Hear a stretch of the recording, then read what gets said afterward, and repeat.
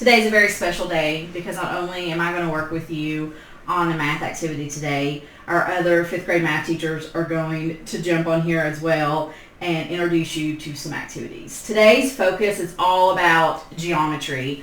Y'all tend to like that anyway, and it's always good practice, and it's fun. So I will be doing a couple activities with you. We're going to go on a polygon hunt in your house to try to find two-dimensional shapes that fit within our polygons.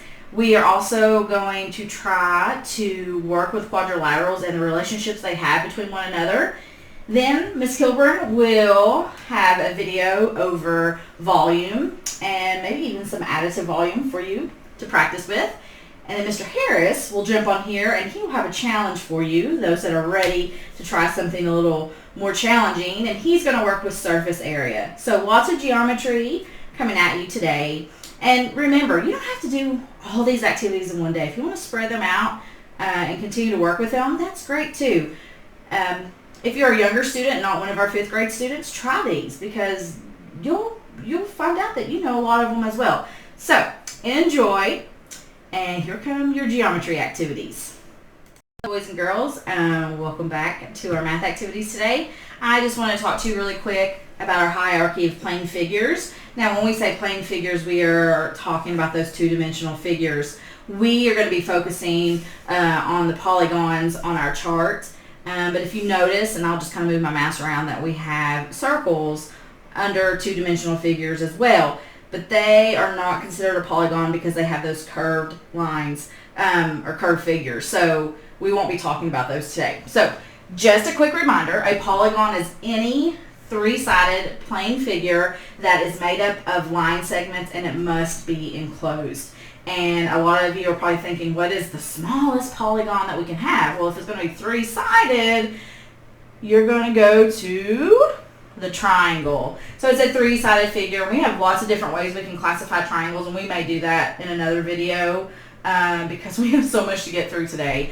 Quadrilaterals is where we're going to spend most of our time. That's your four-sided figure, and as you can see on our chart, we have so many special types of quadrilaterals.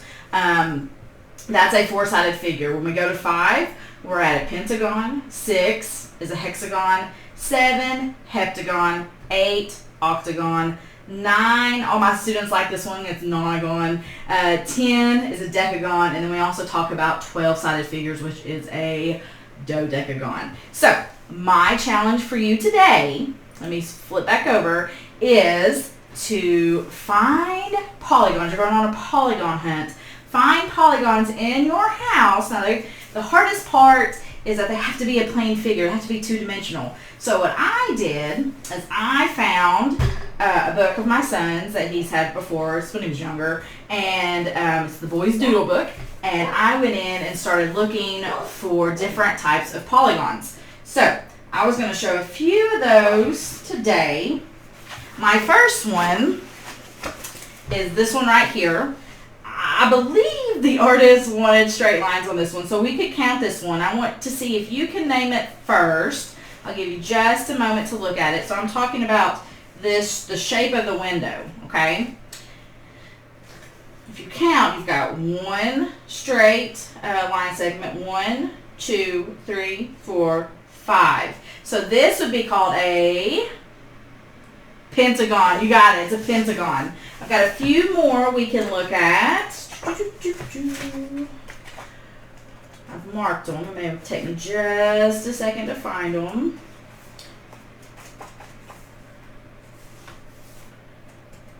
Okay. Mark this page.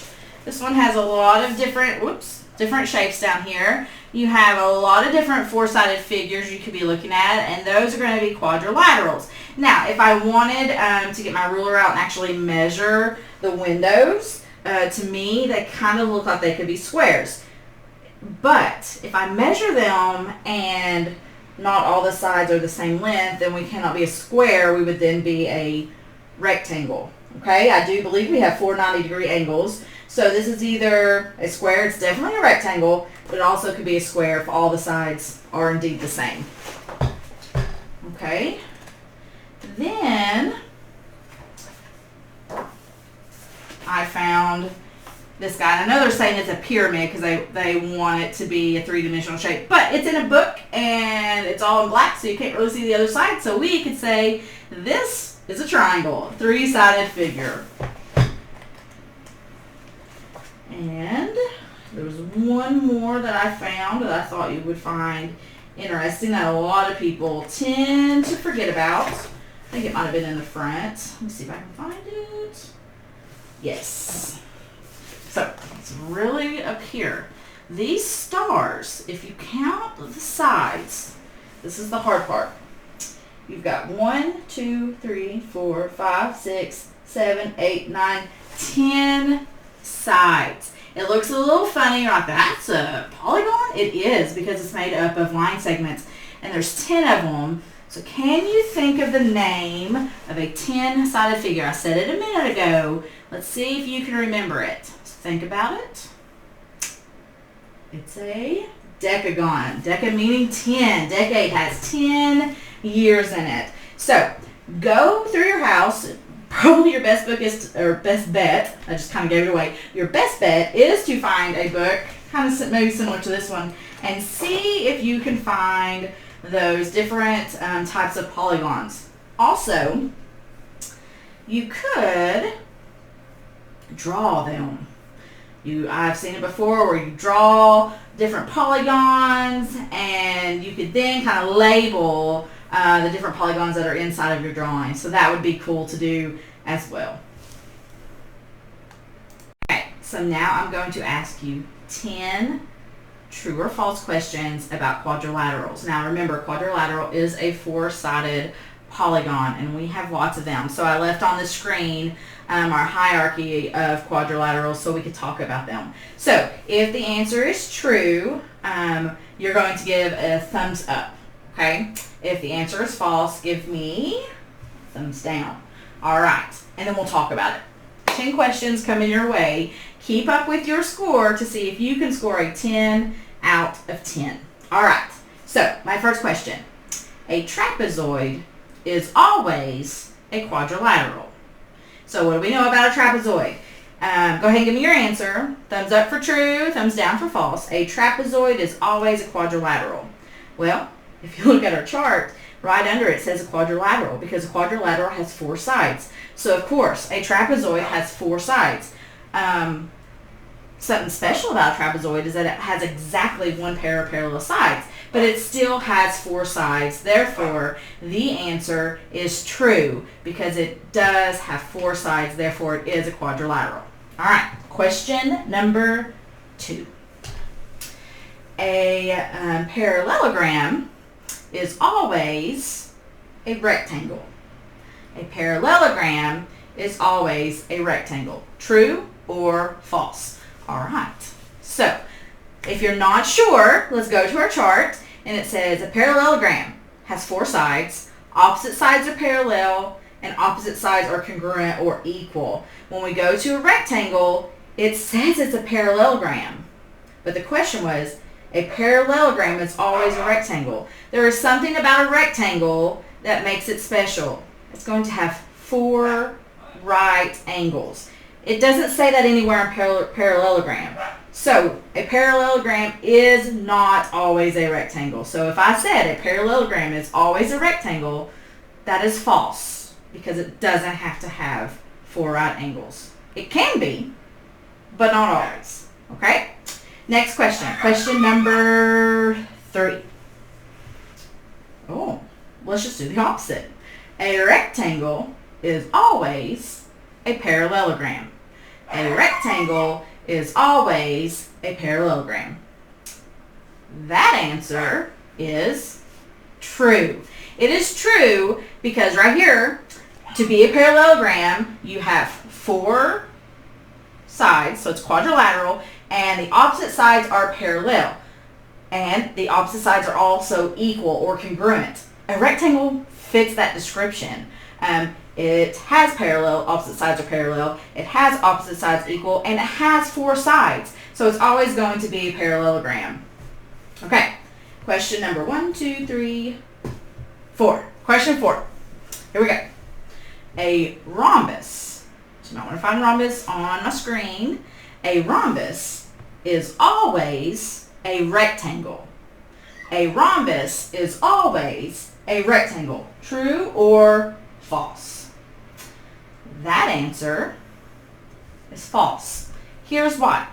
A rhombus is always a rectangle. They can be rectangles, but they don't always have to be, because nowhere does it say that a rhombus has to have 4 right angles. A rhombus has to have 4 congruent sides. Now, can it have 4 right angles? Yes. So we could say a rhombus is sometimes a rectangle, but not always. We can't use the word always.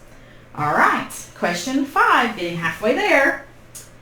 A square is always a rhombus. A square is always a rhombus. Think about that. Look at the chart if you need to. True or false? A square is always a rhombus. That answer is true. A square is always a rhombus, because what does it take to be a rhombus? A rhombus is a parallelogram. It's got 4 sides, so does a square, and all sides are congruent. Well, so is a square. All 4 sides on a square are congruent. So yes, a square is always a rhombus. The only thing with rhombus, it doesn't take in consideration the angles. It doesn't have to have 4 right angles. It can have 4 right angles.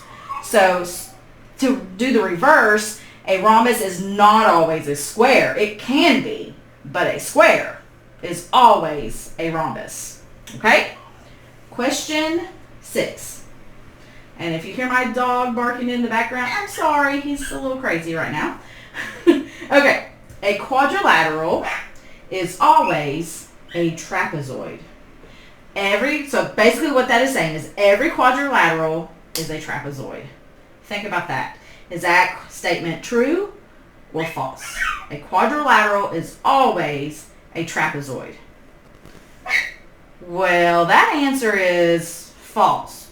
It could be sometimes, but not always. So if I had said a trapezoid is always a quadrilateral, you'd be like, yes, that's true. But to say a quadrilateral is always a trapezoid, that's not true. Trapezoids have 4 sides, but so do a lot of other things. So if a quadrilateral is a parallelogram, it's not a trapezoid. So no, not all quadrilaterals are trapezoid, but all trapezoids are quadrilaterals. All right, almost there. A rhombus is always a parallelogram. A rhombus is always a parallelogram. And if you look at the chart, you'll see it. That answer is true. A rhombus is always a parallelogram because a rhombus has opposite sides that are parallel, and therefore it's also always going to be a parallelogram. Okay? Now this is question 8, almost there. A rectangle is always a parallelogram. So still talking about parallelograms. A rectangle is always a parallelogram. That answer is true. A rectangle is always a parallelogram because on a rectangle you have opposite sides that are going to be parallel. Okay? Question 9, almost there. Anybody still got a perfect score? A parallelogram is always a trapezoid. A parallelogram is always a trapezoid. Think about that. A parallelogram is always a trapezoid. False. It's not true. It's false. Actually, if I wanted to use the correct word, a parallelogram is never a trapezoid. If you'll notice, trapezoids floating out here by itself because a parallelogram has opposite sides that are parallel. A trapezoid only has one set of parallel sides. So a parallelogram is going to have 2 sets, and a trapezoid is only allowed to have 1 set. So that answer is never true. Okay? Last question. A rectangle is always a square. A rectangle is always a square. That answer is false. A rectangle is not always a square. If I had said the opposite, a square is always a rectangle, that would be true. But a rectangle is not always a square. Because if I look at a rectangle and its characteristics, a rectangle has opposite sides that are congruent. It doesn't say that all four sides have to be congruent. In fact, if I found one in my book that I was looking at, hopefully I can find one quick. Let me see if I can. Well, here's one. Like on this castle, this is a rectangle down here. Not all four sides are the same length. Opposite sides are the same, but not all four sides are the same. So to say a rectangle is always a square is not true. But you could say a square is always a rectangle. So those are your 10 questions today on classifying quadrilaterals. Hopefully you remembered those, and hopefully you scored a 10 out of 10. On to your next activity.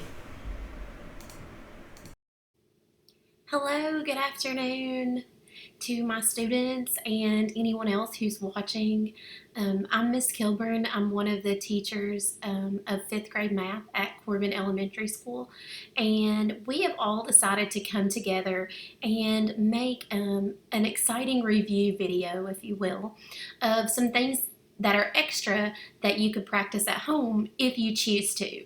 So Miss Dixon has talked to you, I think, already about a polygon hunt, which involves two-dimensional shapes around your house. And so I am going to do a quick review on volume and show you a little activity that you can do if you would like around your house to calculate the volume of rectangular prisms. So let's real quick just review what we learned earlier this year about volume.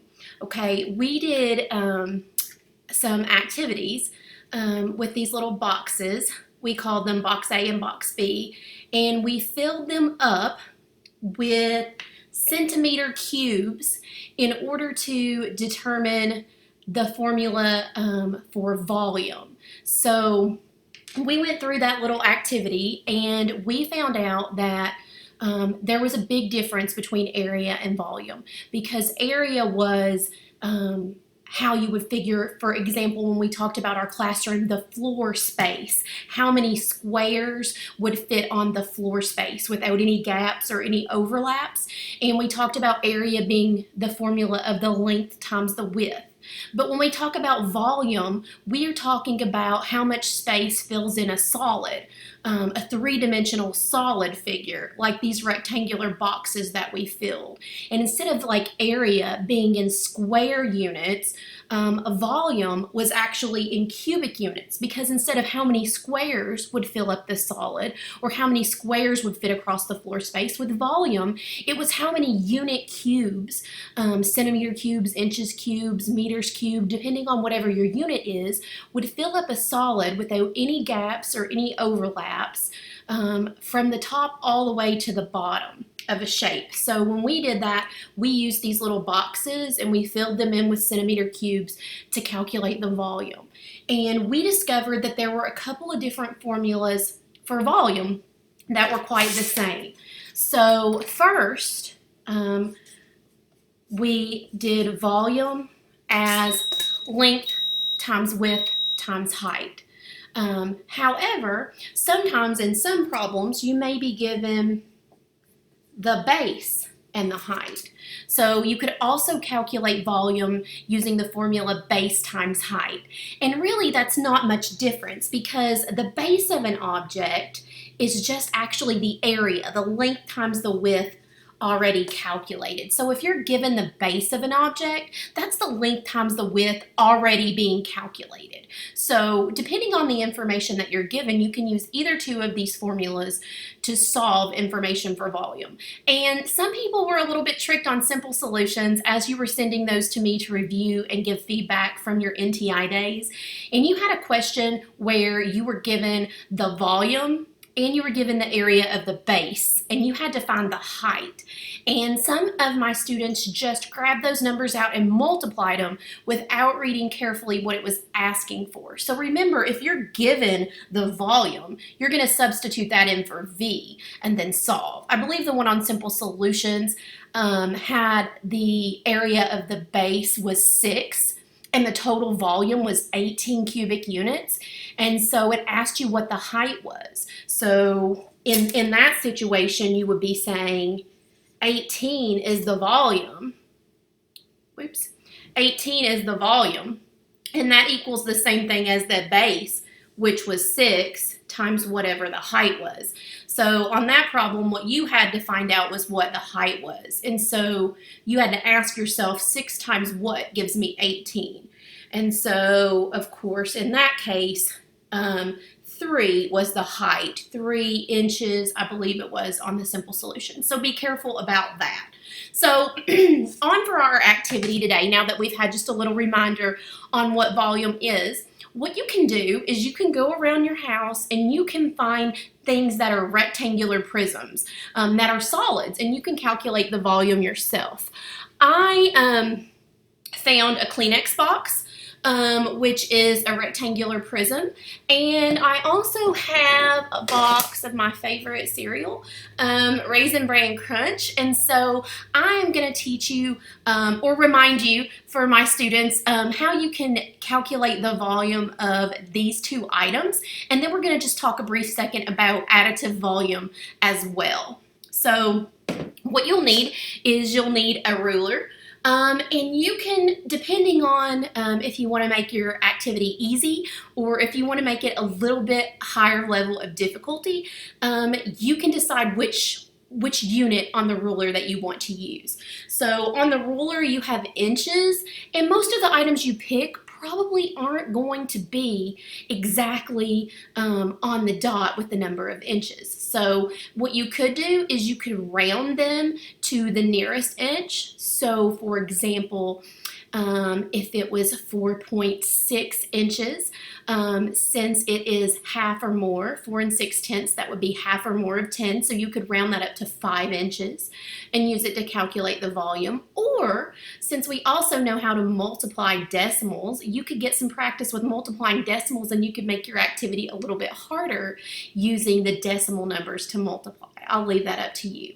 Just remember, if you do choose to multiply decimals, that you don't line up your decimals. You move the decimal in your factors, and then you move that back to the left in your product those number of times. So don't line them up when you multiply decimals, like when you do when you add and subtract.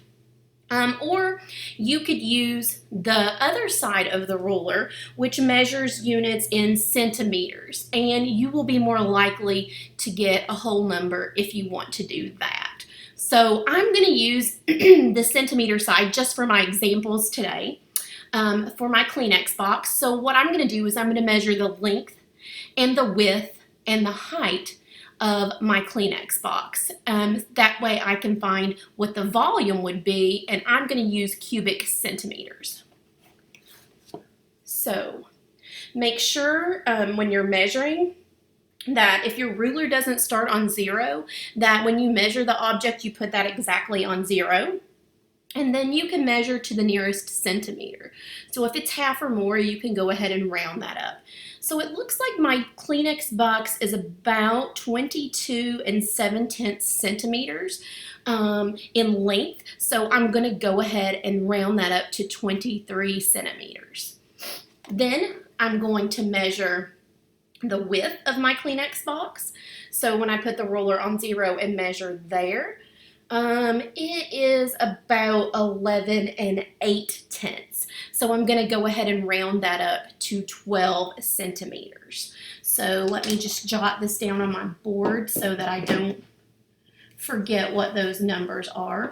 And when you're doing math questions, it's always a good idea to show your work. Use the formula and substitute in the information, just like we've been doing in class ever since we've calculated area, we've calculated volume. We always write that formula first and substitute in those numbers. So I'm going to say V equals, and we rounded the length to 23 centimeters. times 12 centimeters for the width. And then let's see what the height would be on my Kleenex box. So my height is almost exactly 9 centimeters. So as you can see on my board, I've wrote my formula. Volume equals length times width times height. Then I have volume equals 23 times 12 times 9. Those little dots are symbols for multiplication, if anyone had forgot that. So the first thing I'm going to do is over to the side, I'm going to go ahead and work out 23 times 12.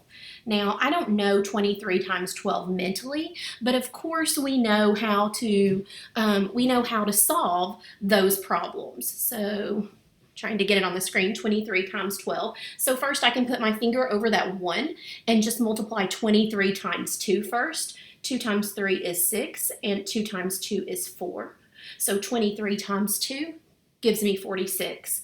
Now I'm going to mark out that 2 because I'm finished with that. And now I'm going to multiply 23 times 10 because it's a 1 in the tens place. So before I multiply by the tens place, I have to go ahead and put my 0 placeholder there. So it will give me the answer to 23 times 10 and not 23 times 1. Now I multiply 1 times 3, and that's going to be 3, and 1 times 2, and that's going to be 2. So 23 times 10 is 230. So now that I have my two partial products, I can add them together to get my final product. 6 plus 0 is 6, 4 plus 3 is 7, and 2 plus nothing is 2. So 23 times 12 is 276. So now I'm just going to substitute 276 for 23 times 12. But I'm not finished because I last have to multiply it by the height, which was 9. So now I'm going to say volume equals 276 times 9.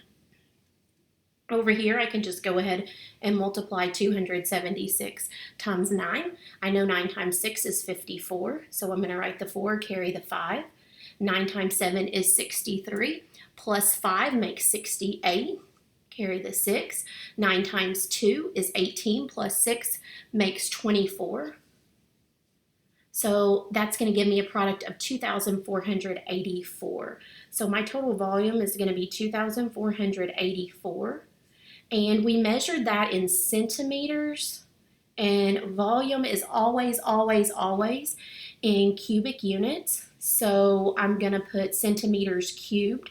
It's important that you know that the units, the centimeters, are what's cubed, length times width times height, not 2,484, because 2,484 cubed would be like 2,484 times 2,484 times 2,484, which would be a much larger number. So your units are what is cubed, not your actual number. So 2,484 centimeters cubed would be the volume of my Kleenex box. Now we're going to measure the volume of the cereal box. So I have a Raisin Bran Crunch here. I'm going to take my ruler and I'm going to use centimeters, and I'm going to measure the volume in cubic centimeters of the entire box.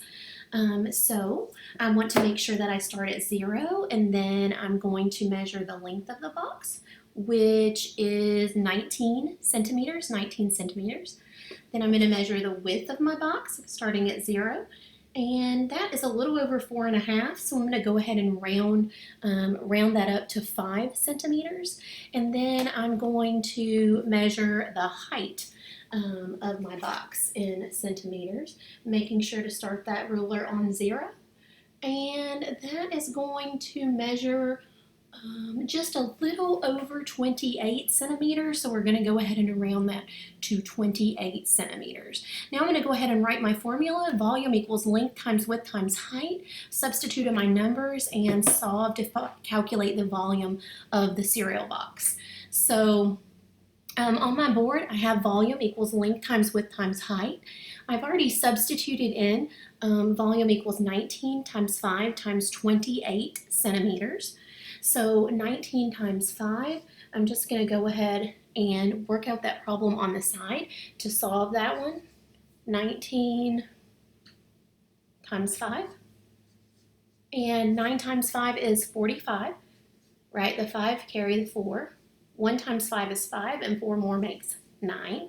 So 19 times 5 is 95. So then I'm going to substitute 95 in for 19 times 5, but I still have to multiply 95 times 28 to get my total volume. So I will do that like so here. 95 times 28. I can put my finger over the 2 and just multiply 95 times 8 to get my first partial product. So 8 times 5 is 40. 0, carry the 4. 9 times 8 is 72, but I have to add the 4 more that I carried, so that makes 76. Now I'm going to mark out that 4 and that 8 because I'm finished. And now I'm going to multiply 95 times 2, except it's a 2 in the tens place, so it's really 95 times 20. So I have to go ahead and put that 0 placeholder there to make sure that my answer is 95 times 20 and not 95 times 2. Then 5 times 2 is 10, carry the 1. 9 times 2 is 18, and 1 more makes 19. So 95 times 20 is 1,900. Now I can add my partial products. 0 plus 0 is 0. 6 plus 0 is 6. 7 plus 9 is 16. Carry the 1. 1 plus 1 is 2. So that gives me a total product of 2,660. So my total volume would be 2,660 centimeters cubed. And again, that's centimeters, 19 centimeters times 5 centimeters times 28 centimeters will give me 2,660 centimeters cubed. Okay, so you can do that with any kind of rectangular prisms you find in your house. You can use centimeters, you can use inches, you can round to the nearest centimeter or the nearest inch, or if you choose to, you can use the decimal numbers to make it a little bit higher level of difficulty and multiply those. Just remember, always put your units with your answer, write out the formula, and show your work. It is a good habit. And then there's one more quick thing that I'm going to talk to you about today before I go. And that is combined volume or additive volume. And we've talked about that a little bit, but not a whole lot, especially not recently. So sometimes students are given a picture like this, okay? And you see that you have two solids here. You have two solids here stacked on top of one another. And then oftentimes you will be given the length and the width and the height all around that figure. So you'll be getting much more than just 3 numbers because you will have 2 separate rectangular prisms there. And so sometimes students mistakenly think volume is multiplication. So I'm just going to grab all the numbers that I see and I'm going to multiply them. However, that's not what you do. If you were trying to find the combined volume or the additive volume of the cereal box with the Kleenex box stuffed on top of it, what you would need to do is to break those up into 2 separate rectangular prisms. And then you would find the volume of each rectangular prism, find the volume of each rectangular prism. So you would have 2,660 centimeters cubed and 2,484 centimeters cubed, and then you would combine them or add them together to get the total volume of the entire figure. So if you wanted the combined volume of the Kleenex box and the cereal box, you would take the volume of the cereal box, which was 2,660 centimeters cubed, and you would take the volume of the Kleenex box, which was 2,484 centimeters cubed, and you would add those together to get the total volume of your combined solid. So 4 plus 0 is 4. 8 plus 6 makes 14, carry the 1. 6 plus 4 is 10, and 1 more is 11, carry the 1. 2 plus 2 is 4, and 1 more is 5. So the total combined volume of the cereal box and the Kleenex box stacked on top of each other would be 5,144 centimeters cubed. That would be the additive volume of those. I hope you enjoyed this little review today. Don't forget, if you have any questions at all, feel free to send me a message on Remind. You can email me. You can send me a message and I will give you a call back if you need me to. If you need me to make you a short video to explain anything to you, I would be more than happy to do that. And next you have Mr. Harris coming up, and he's going to step up and talk to you about surface area, which is a 6th grade standard, and some of you might be ready for that challenge. So look forward to his video next. I hope you all have a wonderful day. Stay safe. Good day. Today we're going to talk about surface area. What is surface area? It's the space that covers the outside of a box or any kind of shape. And today we're going to talk about rectangular prisms and cubes and how to find the surface area of those two figures. We're going to do the math. We'll also look at the box and talk about the surface area on those boxes and how we come to those results. All right. So for surface area, you have to think about what figure you're trying to find that area on. We're going to take a rectangular prism, for instance, just like the box that we had there, the Amazon box. As you know from math or from lessons that you've learned previously, to find the area of a rectangle or square, we use the formula length times width. So let's take this rectangular prism here and let's just look at the one top face of it. The one that's easiest for us to see here. So if I take the top face and I say this is 10 inches, and then I'll look at this other side, that would be the length. The width would be, let's say this one's 8 inches. And if I wanted to find the area of it, I would do the length times the width, which would be 10 times 8, which would be 80 inches square, or 80 square inches. And that's just one face. Now, with a rectangular prism or a box, something like this, we see the top face, but we know there's one in the back. And the one on the opposite side is the same, it has the same area. So what we do is take that 80 and we would multiply it, or we can multiply it times 2, or in this case, we're just going to add it. We're going to say 80 and 80. Okay, we're going to do the math here and work this out. I'll change colors. Now I'm going to look at this side.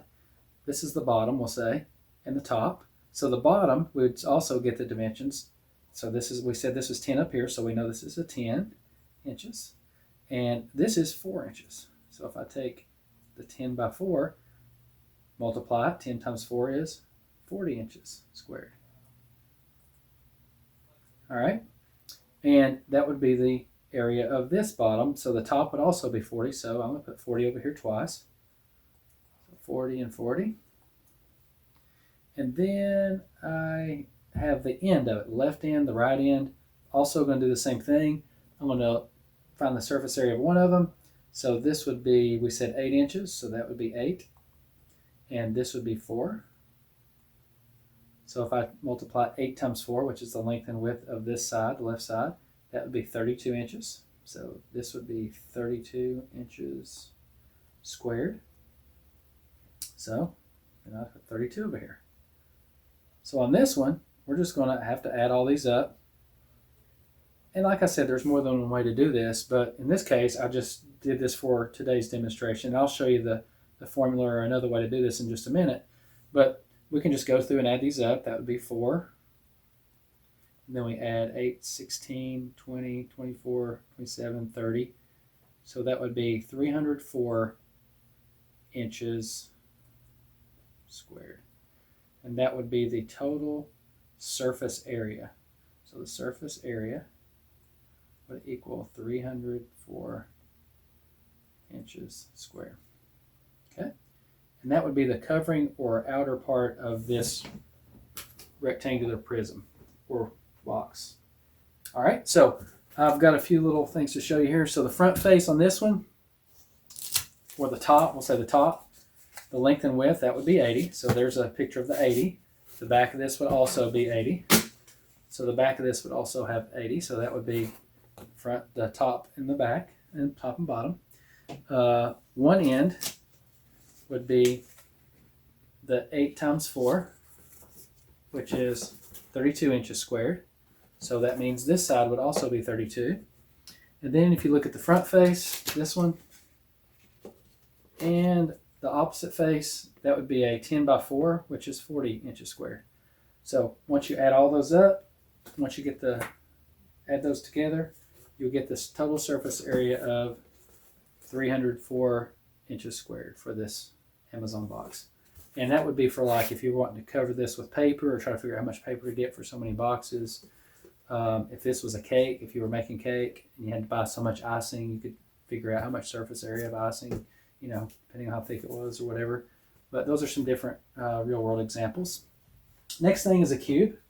So if we look at a cube, now the difference in a cube and a rectangular prism is a cube is made up of square faces. So a square face, we know that all the sides are the same. Okay, so every side is a square, so they're all the same. Also, the edges of the cube are all the same length. So the math on this is fairly easy. So if this side's 3 inches, we'll say, and this side's 3 inches, then to find the area, again, we use the formula area equals length times width. So it'd be 3 times 3, which is 9. So that would be 9 inches squared for this one face. Well, thinking about a square or a cube, it's like a rectangular prism. It also has 6 sides. It has the front and the back, top and the bottom, and the 2 sides. So we could add that up 6 times, or we could do easier math, and we could do surface area equals 6 times, and then whatever the area of this one is, which would be 9. So then we could just do the multiply it. So the surface area would equal 54 inches squared. So for this cube, the area of this cube would be 54 inches squared. And we have this little Keurig cube here. There's no little Keurig box, it's a square. And I've also put the dimensions on this. So again, this one face would be a 3 by 3, so that'd be 9 inches squared. You could just multiply it by the 6 side, the front, the back, top, the bottom, and side. That would be 6. So 6 times 9 is 54 inches squared for this cube. And if we want to get a little bit more technical and look at the formula for surface area, instead of adding them up like we did up here, I have written the formula here just to show the rectangular prism. And here's a definition just to kind of close out on.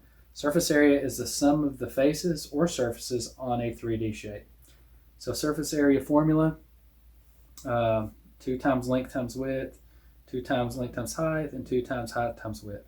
And then I just substituted the numbers in, plugged them in, multiplied them out, and just went through the steps, and it comes up with the same result.